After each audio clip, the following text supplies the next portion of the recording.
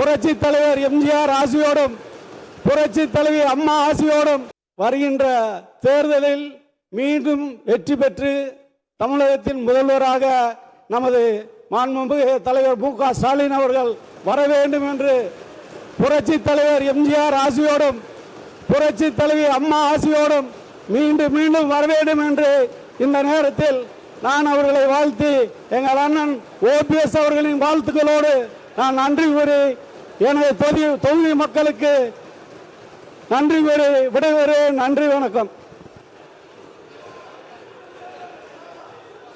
வருகின்ற தேர்தலில் மீண்டும் வெற்றி பெற்று தமிழகத்தின் முதல்வராக நமது மாண்புமிகு தலைவர் மு.க. ஸ்டாலின் அவர்கள் வர வேண்டும் என்று புரட்சி தலைவர் எம்ஜிஆர் ஆசியோடும் புரட்சி தலைவி அம்மா ஆசியோடும் மீண்டும் மீண்டும் வர வேண்டும் என்று இந்த நேரத்தில் நான் அவர்களை வாழ்த்தி எங்கள் அண்ணன் ஓபிஎஸ் அவர்களின் வாழ்த்துக்களோடு நான் நன்றி கூறி எனது தொகுதி மக்களுக்கு நன்றி கூறி விடைபெறுகிறேன். நன்றி, வணக்கம்.